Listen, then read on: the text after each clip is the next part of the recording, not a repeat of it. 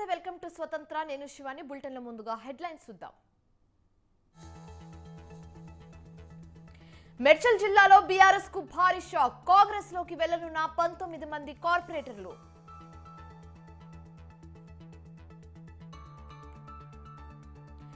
మరి కాసేపట్లో ఏపీసీసీగా షర్మిల బాధ్యతల స్వీకరణ హాజరు కానున్న కాంగ్రెస్ కీలక నేతలు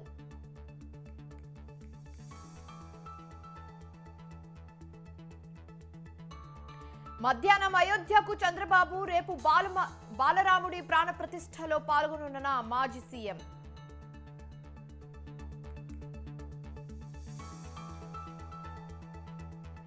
సర్వంగా సుందరంగా ముస్తాబవుతున్న అయోధ్య మరికొన్ని గంటల్లో బాలరాముడి దివ్య దర్శనం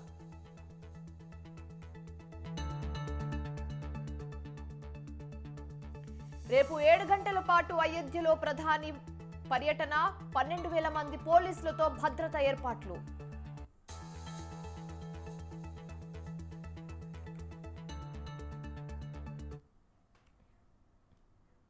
వైఎస్ షర్మిల ఆదివారం ఏపీసీసీ అధ్యక్షురాలిగా బాధ్యతలు చేపట్టనున్నారు. ఈ రోజు ఉదయం 9:30 కడప నుంచి ప్రత్యేక విమానంలో గన్నవరం విమానాశ్రయంకు చేరుకొని అక్కడి నుంచి కారులో విజయవాడకు వస్తారు. షర్మిల ప్రమాణ స్వీకారానికి ఏఐసీసీ నేతలు మాణిక్రావు ఠాకూర్, మునియప్పం, కృష్ణఫర్ తిలక్, ఏపీసీసీ కీలక నేతలు, మాజీ ఎంపీలు, ఎమ్మెల్యేలు తదితరులు హాజరవుతారు.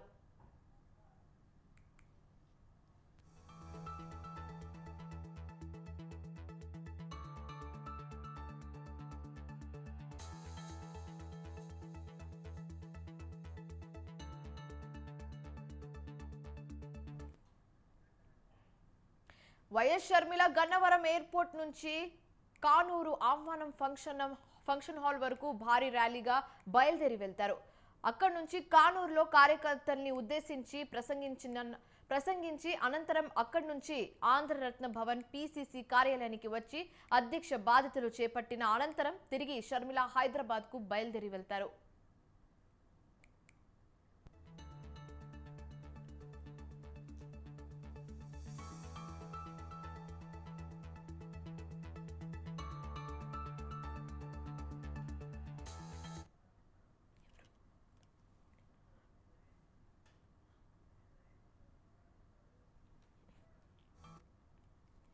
ఇటీవల ఏఐసీసీ చీఫ్ మల్లికార్జున ఖర్గే కాంగ్రెస్ అగ్రనేత రాహుల్ గాంధీ సమక్షంలో షర్మిల కాంగ్రెస్ పార్టీ కండువా కప్పుకున్న విషయం అందరికీ తెలిసిందే.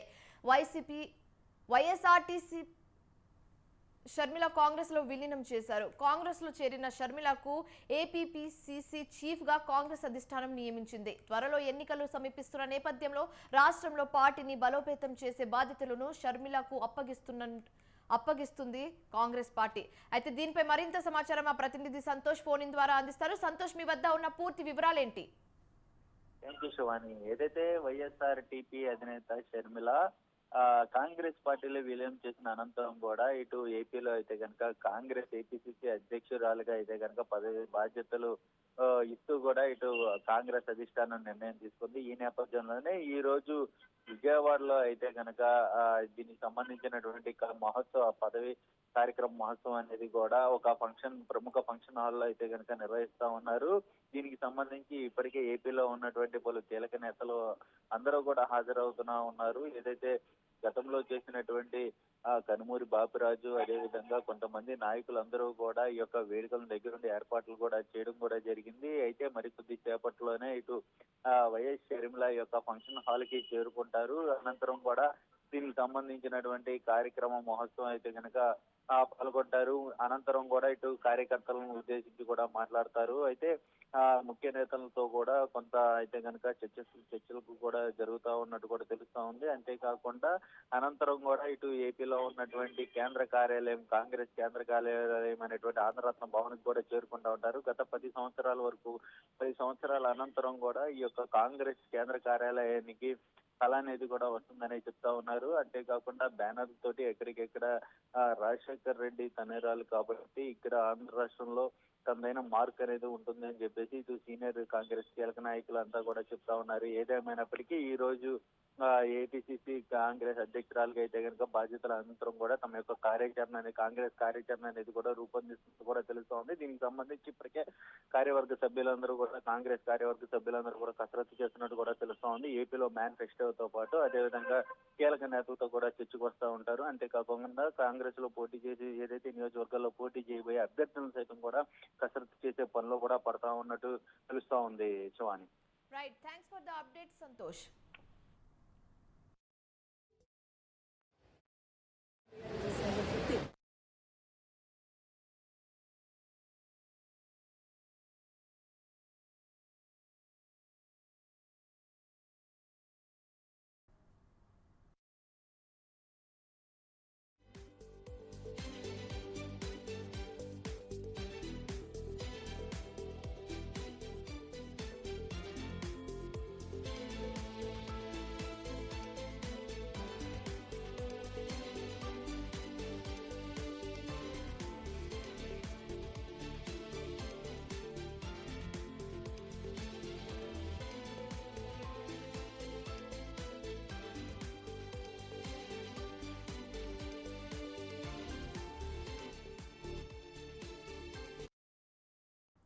బ్రేకింగ్ న్యూస్ చూస్తున్నాం. టీడీపీ అధినేత చంద్రబాబు జనసేన అధ్యక్షుడు పవన్ కళ్యాణ్ అయోధ్య వెళ్తున్నారు.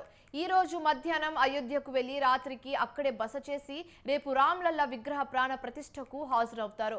అయితే అయోధ్యలో జరిగే రామ మందిరం ప్రారంభోత్సవ కార్యక్రమానికి చంద్రబాబు వెళ్తున్న నేపథ్యంలో కర్నూలు జిల్లా పత్తికొండలో రా కదిలిరా కార్యక్రమం వాయిదా పడింది. ఈ నెల 27 లేదా 28 తేదీల్లో పత్తికొండలో రా కదిలిరా కార్యక్రమం నిర్వహించే అవకాశం ఉన్నట్లు సమాచారం.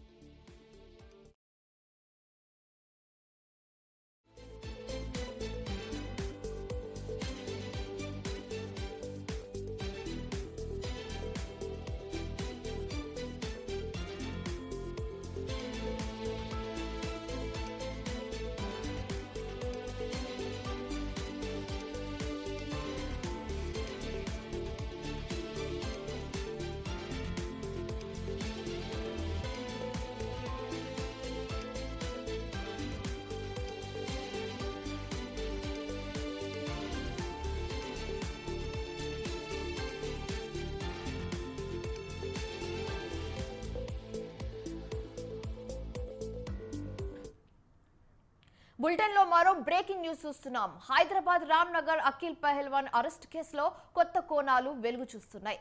అఖిల్ పాత ట్రాక్ రికార్డ్ బయటికి తీసిన పోలీసులకు దిమ్మ తిరిగే వాస్తవాలు తెలిసాయి. అఖిల్ మొబైల్ ఫోన్ లో జాతీయ అంతర్జాతీయ వ్యభిచార ముఠా నిర్వాహకుల ఫోన్ నంబర్లు ఉన్నట్లు పోలీసులు గుర్తించారు. వారితో నిందితుడు అఖిల్ రోజుకి 20 నుంచి లేదా 30 కాల్స్ మాట్లాడుతున్నట్లు తేల్చారు. 16 మంది వెస్ట్ బెంగాల్ అమ్మాయిలతో ఓ హోటల్లో 25 రోజులుగా అఖిల్ వ్యభిచారం చేయిస్తున్నట్లు పోలీసుల విచారణలో వెల్లడైంది.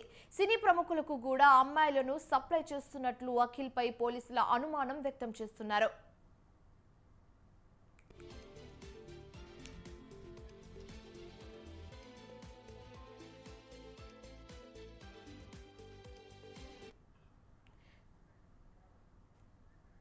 దీనిపై మరింత సమాచారం మా ప్రతినిధి పవన్ లైవ్ ద్వారా అందిస్తారు. పవన్, చెప్పండి, మీ వద్ద ఉన్న సమాచారం ఏంటి? పోలీసులు ఏం చెప్తున్నారు?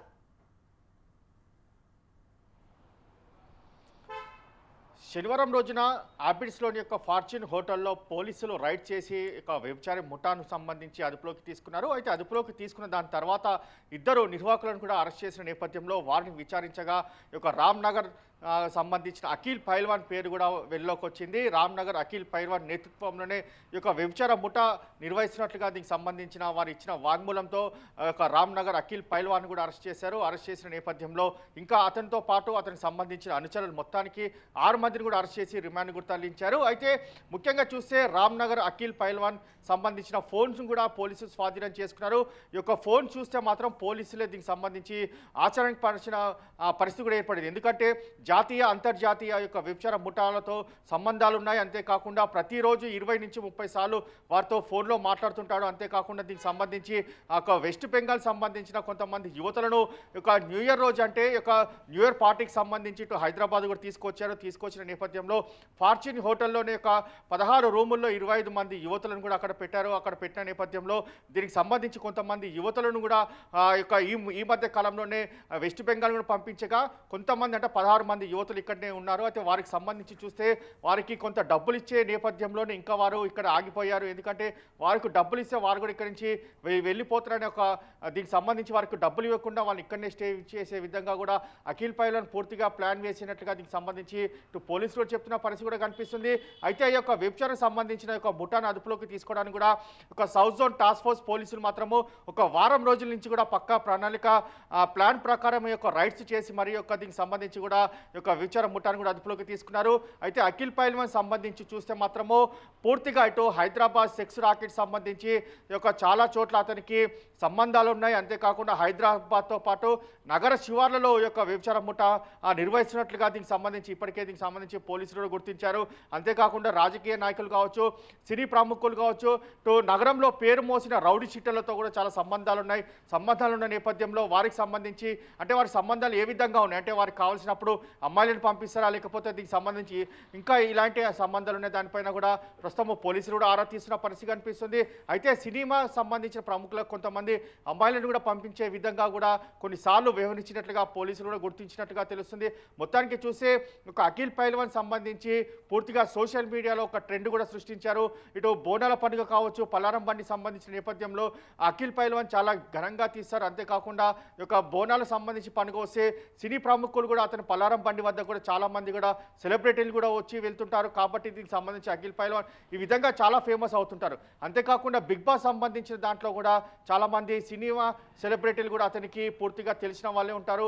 అయితే ఈ నేపథ్యంలో యొక్క సెలబ్రిటీస్తో పాటు ఇంకా ఎలాంటి సంబంధాలు ఉన్నాయి, జూనియర్ ఆర్టిస్టులు కావచ్చు, ఇతర సంబంధించిన వారందరికీ కూడా ఈ అఖిల్ పైల్వాన్తో ఇంకా ఎలాంటి సంబంధాలు ఉన్నాయి దానిపైన కూడా ప్రజెంట్ పోలీసులు కూడా ఆరా తీస్తున్నారు. అఖిల్ పైల్వాన్తో పాటు మరొక 6 మందిని కూడా ఇప్పటికే పోలీసులు అరెస్ట్ కూడా చేశారు. అయితే మరోసారి దీనికి సంబంధించి అఖిల్ పైల్వాన్ కూడా కస్టడీలోకి కూడా తీసుకుంటారు. కస్టడీలోకి తీసుకొని విచారించే అవకాశం చాలా స్పష్టంగా కనిపిస్తుంది.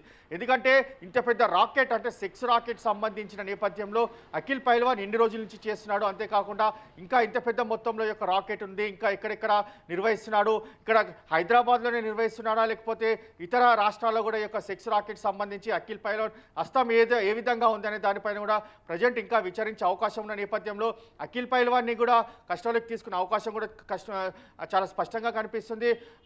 దీనికి సంబంధించి చూస్తే మాత్రం ఆపిడ్స్ పోలీసులు మాత్రం ఇంకా ఇన్వెస్టిగేషన్ చేస్తున్నాం. అతని ఫోన్ కాల్ లిస్ట్లో చాలామంది ఫొటోస్ కూడా ఉన్నాయి. సెలబ్రిటీస్తో దిగిన ఫొటోస్ కావచ్చు, కొంతమంది అమ్మాయిలకు సంబంధించిన ఫొటోస్ కావచ్చు, వాటన్నిటిని కూడా ఇప్పటికే పోలీసులు కూడా యొక్క ఫోన్లో స్వాధీనం చేసుకున్నారు. వారితో అఖిల్ పైల్వాన్కి ఎలాంటి సంబంధాలు ఉన్నాయి, అంతేకాకుండా దీనికి సంబంధించిన అన్నిటిపైన కూడా ఓవరాల్గా అఖిల్ సంబంధించిన యొక్క పైల్వాన్ పైన ఒక పూర్తిగా ట్రాక్ రికార్డ్ ఏ విధంగా ఉంది, అసలు దీనికి సంబంధించి అతని యొక్క బ్యాంకు లావాదేవీలు ఏ విధంగా ఎన్ని లక్షల రూపాయలు ఏ విధంగా హవాలా రూపంలో వచ్చాయనే విధంగా అన్ని కోణాలు కూడా దర్యాప్తు చేస్తున్నామని చెప్పి పోలీసులు అంటున్నారు.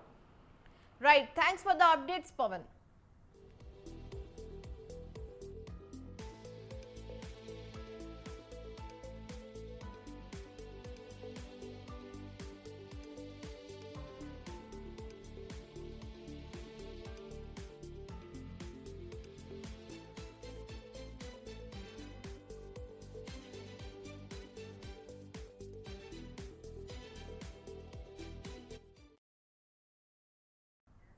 తెలంగాణ ప్రభుత్వం 3 సలహాదారులను నియమించింది.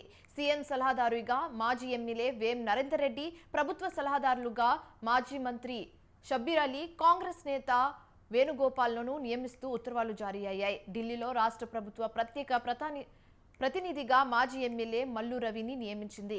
ఈ నలుగురికి కేబినెట్ హోదా కల్పిస్తున్నట్లు ప్రభుత్వం పేర్కొంది. అయితే ఎస్సీ, ఎస్టీ, బీసీ, మైనారిటీ వ్యవహారాల సలహాదారుగా షబ్బీర్ అలీ వ్యవహరించనున్నారు. ప్రోటోకాల్, పబ్లిక్ రిలేషన్స్ సలహాదారుగా వేణుగోపాల్ బాధ్యతలు స్వీకరించనున్నారు.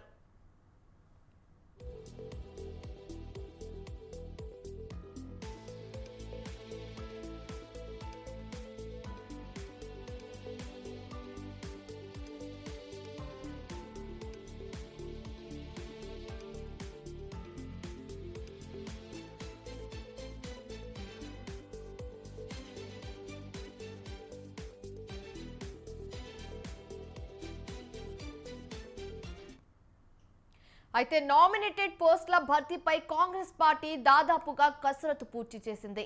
దీంట్లో భాగంగానే ఇటీవల మహేష్ కుమార్ గౌడ్, బల్మూరి వెంకట్లకు ఎమ్మెల్సీ అభ్యర్థులుగా అవకాశం కల్పించింది. ప్రభుత్వ సలహాదారుల నియామకం ద్వారా 4 కీలక నేతలకు అవకాశం కల్పించినట్లయితే ఆర్టీసీ చైర్మన్ సహా మరికొన్ని కీలక పదవులకు ఇప్పటికే కసరత్తు కొలిక్కి వచ్చినట్లు సమాచారం. సీఎం రేవంత్ రెడ్డి లండన్ పర్యటన ముగించుకొని హైదరాబాద్ వచ్చాక వాటిపై స్పష్టత రానుంది.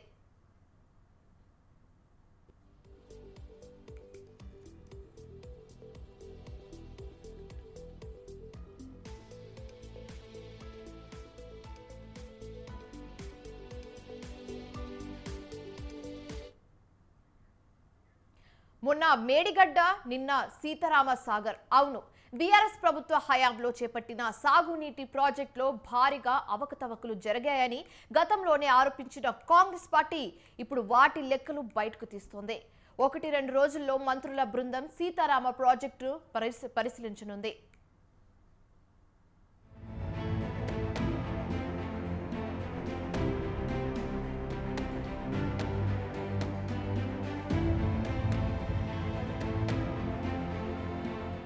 స్వతంత్ర భారతదేశ చరిత్రలో ఇంతటి భారీ కుంభకోణం చూడలేదు. సీతారామ ప్రాజెక్టుపై సమీక్ష సందర్భంగా తెలంగాణ ప్రభుత్వ మంత్రులు చేసిన వ్యాఖ్యలివి. ఉమ్మడి ఖమ్మం జిల్లా నీటిపారుదల ప్రాజెక్టులపై మంత్రి ఉత్తమ్ కుమార్ రెడ్డి అధ్యక్షతన సమీక్ష సందర్భంగా మంత్రులు సాగునీటి ప్రాజెక్టుల విషయంలో అధికారుల లెక్కలు చూసి ఆశ్చర్యపోయారు. గతంలో రాజీవ్ దుమ్ముగూడ, ఇందిరాసాగర్ పేరుతో 2 వేర్వేరు ప్రాజెక్టులుగా ఉండగా వీటిని బీఆర్ఎస్ హయాంలో ఏ విధంగా ఒక్కటి చేసి సీతారామసాగర్ ప్రాజెక్టుగా తీర్చిదిద్దారన్నది తెలియడం లేదంటూ మంత్రులు వ్యాఖ్యానించారంటే పరిస్థితి ఎలా ఉందో అర్థం చేసుకోవచ్చన్న అభిప్రాయం వ్యక్తమవుతోంది.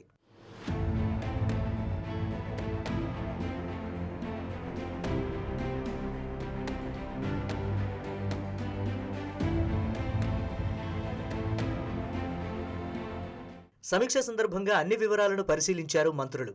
ఈ సందర్భంగా పలు కీలక లెక్కలను ప్రజల ముందుంచే ప్రయత్నం చేశారు.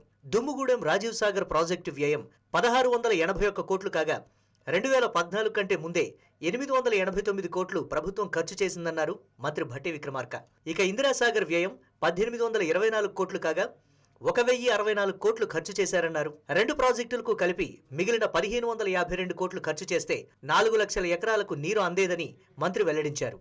అయితే 2 ప్రాజెక్టులను కలిపి సీతారామ ప్రాజెక్టు పేరు చెప్పి 18,500 కోట్లకు నాటి కేసీఆర్ ప్రభుత్వం అంచనా వ్యయం పెంచిందని తెలిపారు.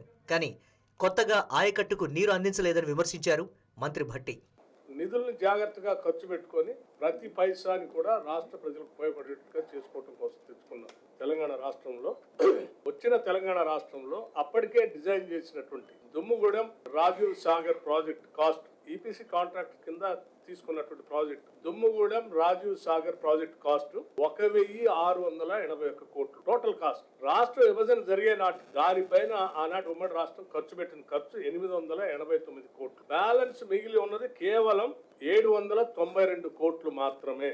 ఇది రాజీవ్ సాగర్ దుమ్ముగూడెం సంబంధించి. అట్లాగే ఇందిరా సాగర్ సంబంధించి ప్రాజెక్ట్ కాస్ట్ ఇది కూడా ఈపీసీ కాంట్రాక్ట్ 1824 కోట్లు 1824 crores. అప్పటికి ఖర్చు పెట్టింది 1064 కోట్లు ఖర్చు పెట్టారు. 1064 కోట్లు ఖర్చు పెట్టారు. Balance amount. ఇక సీతారామ ప్రాజెక్టు భారీ కుంభకోణమని ఆరోపించారు మంత్రి ఉత్తమ్ కుమార్ రెడ్డి. స్వతంత్ర భారతంలో ఇంతటి స్కామ్ ఎప్పుడూ చూడలేదన్న ఆయన ఈ విషయంలో అసెంబ్లీ సాక్షిగా కేసీఆర్ అబద్ధాలు చెప్పారని విమర్శించారు. రోజు రోజుకు ఈ ప్రాజెక్టుపై ఆరోపణలు వస్తూనే ఉన్నాయన్న ఆయన దీనిపై కేబినెట్లో చర్చించి నిర్ణయం తీసుకుంటామన్నారు. త్వరలోనే సీతారామసాగర్ ప్రాజెక్టును మంత్రుల బృందంతో కలిసి పరిశీలిస్తామన్నారు మంత్రి ఉత్తమ్ కుమార్ రెడ్డి. 2014లో టీఆర్ఎస్ ప్రభుత్వం అధికారంలో వచ్చే నాటికి మరో 1500 కోట్లు 1500 కోట్లు ఖర్చు పెడితే 3,32,000 ఎకరాలు ఆయకట్టుకి కొత్తగా నీళ్లు అందించే Rajiv Dummuguda lift irrigation scheme Indira Sagar lift irrigation scheme కింద ఉంటే అది ఎంత 1,400 కోట్లు ఖర్చు పెడితే 2014లో 1 ఇయర్లో అయిపోయి 3,32,000 ఎకరాలు కొత్త ఆయకట్టుకి నీళ్ళు వచ్చేవి. ఈరోజు 10 ఏళ్లు దాటింది, మరో 7,500 కోట్లు ఖర్చు పెట్టినరు. ఆ ప్రాజెక్టులని మర్జ్ చేసి సీతారాం సాగర్ కొత్త పేరు పెట్టినరు. ఆ పాత ప్రాజెక్టులను మర్జ్ చేసి 7,500 కోట్లు ఖర్చు పెట్టినరు.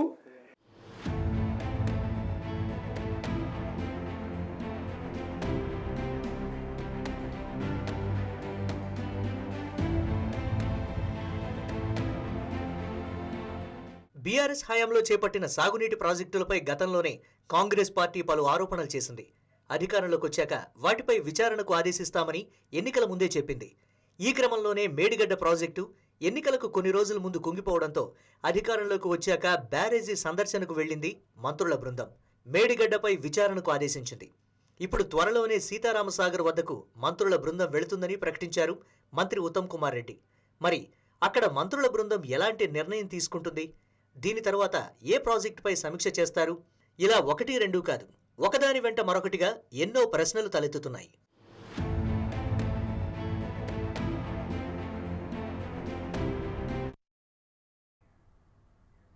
తెలంగాణలోని అధికార విపక్షాల మధ్య వాటర్ వార్ మొదలైంది.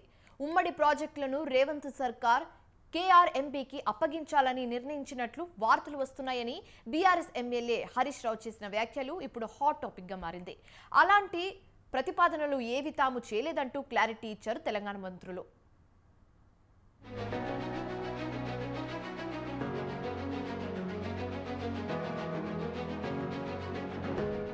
కృష్ణానది జలాల విషయంలో మరోసారి రభస మొదలైంది. అయితే అది తెలంగాణ ఏపీ మధ్య కాదు, తెలంగాణలోని అధికార విపక్షాల మధ్య. అవును, నాగార్జున సాగర్ రిజర్వాయర్ నిర్వహణ బాధ్యతలను పూర్తిగా కృష్ణా రివర్ మేనేజ్మెంట్ బోర్డు కేఆర్ఎంబీకి అప్పగించాలని కేంద్ర జలశక్తి సంఘం తెలంగాణ అధికారులకు సూచించింది. విభజన చట్టంలోని నిబంధనల ప్రకారం కృష్ణా బోర్డు అధికార పరిధిని విస్తరిస్తూ నోటిఫికేషన్ జారీ చేసిన నేపథ్యంలో కృష్ణా ప్రాజెక్టులను కేఆర్ఎంబీకి అప్పగించే అంశంపై కేంద్ర జలశక్తి శాఖ కార్యదర్శి దేబశ్రీ ముఖర్జీ నేతృత్వంలో 2 తెలుగు రాష్ట్రాలకు చెందిన జలవనరుల శాఖ కార్యదర్శులు, ఇంజనీరింగ్ చీఫ్లు సమావేశమయ్యారు. ఇందులో ప్రధానంగా నాగార్జున సాగర్ ప్రాజెక్టు అప్పగింతపైనే చర్చ జరిగింది.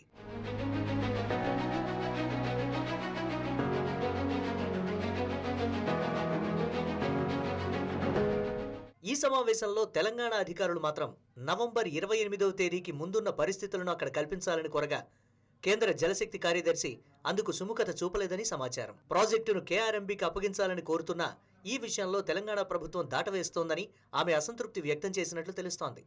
అయితే ఈ అంశం రాజకీయాలతో ముడిపడినది కాబట్టే ప్రభుత్వం దృష్టికి తీసుకువెళ్లి ఆ తర్వాతే తమ నిర్ణయం వెల్లడిస్తామని అధికారులు వివరించినట్లు సమాచారం.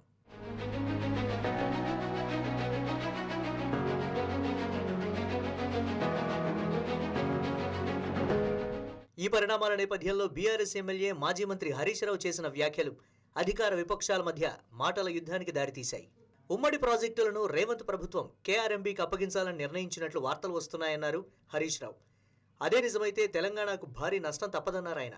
గతంలోనే ఇలాంటి డిమాండ్ వచ్చినా తమ ప్రభుత్వంలో వ్యతిరేకించినట్లు చెప్పుకొచ్చారు హరీష్ రావు.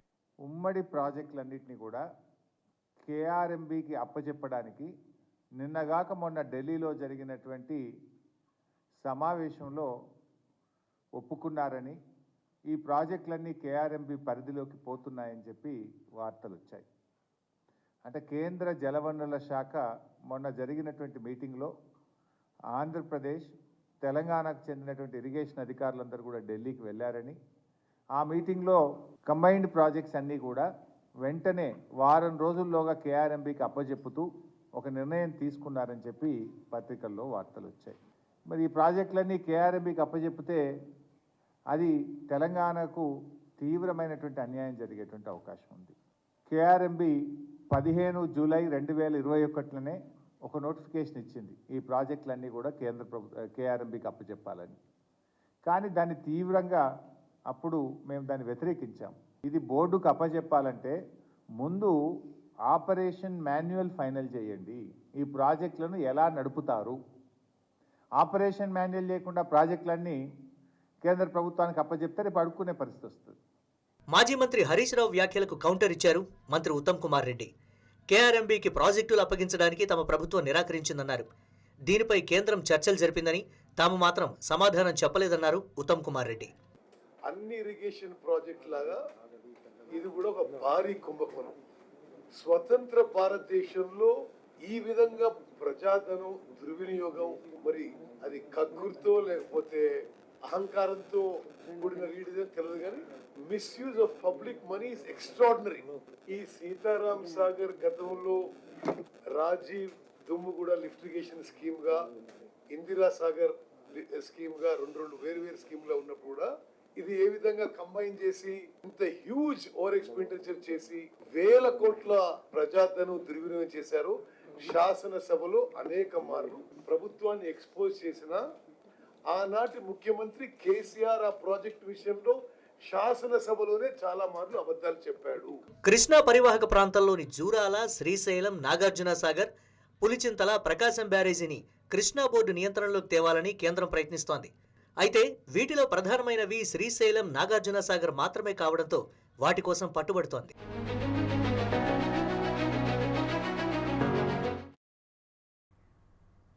ఇవి బులెటిన్ డీటెయిల్స్. మరిన్ని అప్డేట్స్ కోసం కీప్ వాచింగ్ స్వతంత్ర.